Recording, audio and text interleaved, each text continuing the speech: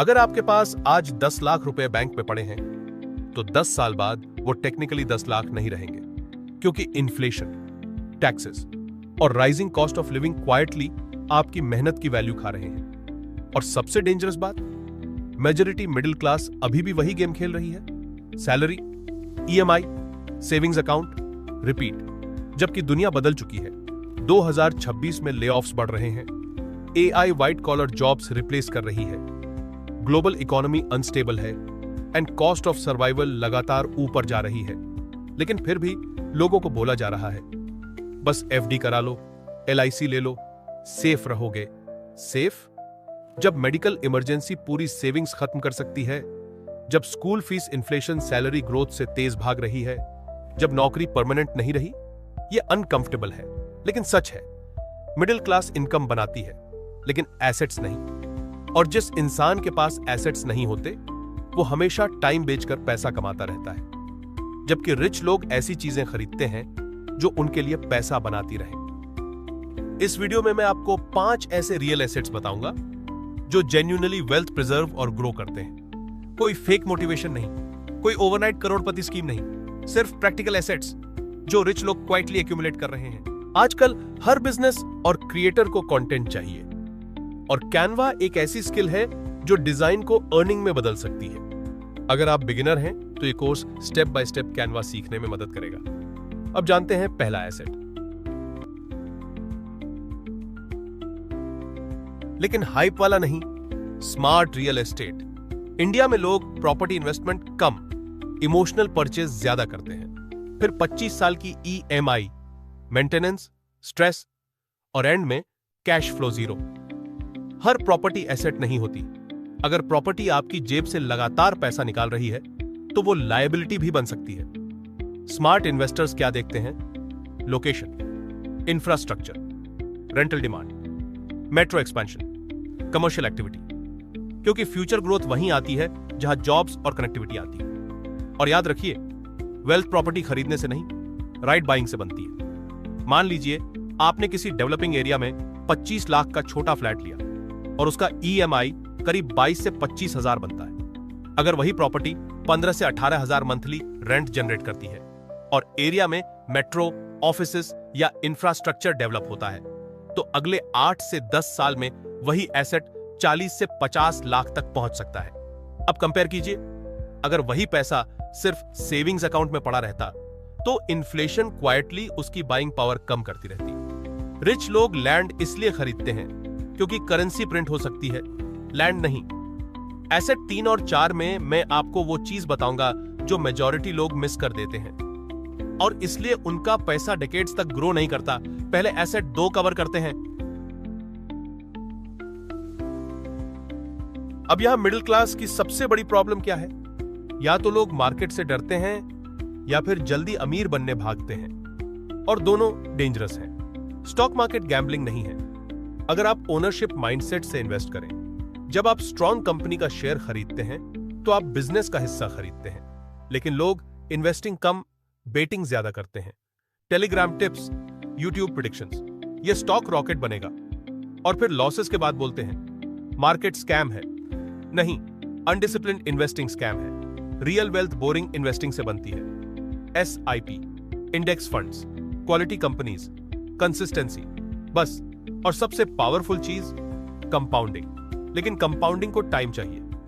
Example के लिए, अगर कोई इंसान सिर्फ 10,000 रुपए मंथली एसआईपी करे और एवरेज 12% एनुअल रिटर्न मिले, तो 20 साल बाद वही अमाउंट करीब 1 करोड़ रुपए के आसपास पहुंच सकता है।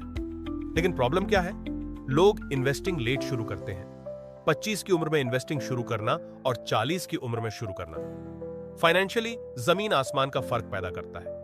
मिडिल क्लास अपने बेस्ट ईयर्स ईएमआई और लाइफस्टाइल में निकाल देती है और इन्वेस्टिंग लेट शुरू करती है। फिर वही रिग्रेट, काश पहले शुरू किया होता। और नहीं, मैं ज्वेलरी की बात नहीं कर रहा। गोल्ड इन्वेस्टमेंट है, फैशन आइटम नहीं। जब इकोनॉमी अनस्टेबल होती है, जब अनसर्टेनिटी बढ़ती है, जब करेंसीज कमजोर होती हैं, तब दुनिया गोल्ड की तरफ भागती है। सदियों से यही पैटर्न है।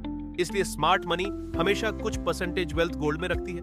प्रोटेक्शन, स्टेबिलिटी, इन्फ्लेशन हेज 2020 में जो गोल्ड करीब 50,000 रुपए प्रति 10 ग्राम था, वही कई जगह 2025 से 26 तक 90,000 के आसपास पहुंच गया। यानी गोल्ड हमेशा फास्टेस्ट रिटर्न नहीं देता, लेकिन अनसर्टेन इकोनॉमी में वेल्थ प्रोटेक्ट जरूर करता है। इसीलिए कई स्मार्ट इन्वेस्टर्स अपनी टोटल वेल्थ का लगभग 5% से 15% तक गोल्ड एक्सपोजर रखते हैं। लेकिन मिडिल क्लास मेकिंग चार्जेस देकर ज्वेलरी खरीदती है और सोचती है इन्वेस्टमेंट हो गया। स्मार्ट अप्रोच क्या है? 24 carat coins, hallmark bars, sovereign gold exposure. Gold perfect नहीं है, लेकिन अनसर्टेन वर्ल्ड में प्रोटेक्शन देता है, और रिच लोग प्रोटेक्शन को बोरिंग समझकर इग्नोर नहीं करते। 2026 में बिजनेस का मतलब सिर्फ बड़ी फैक्ट्री नहीं है। बिजनेस मतलब प्रॉब्लम सॉल्व करके स्केलेबल इनकम क्रिएट करना।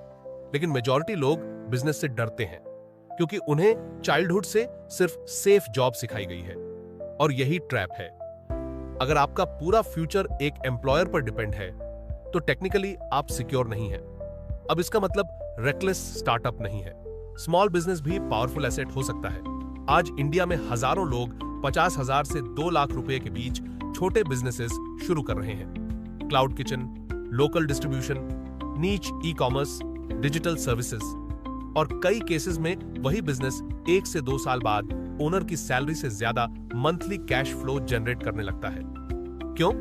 क्योंकि सैलरी लीनियर होती है, लेकिन बिजनेस स्केलेबल हो सकता है, क्योंकि बिजनेस लेवरेज देता है। People leverage, technology leverage, systems leverage.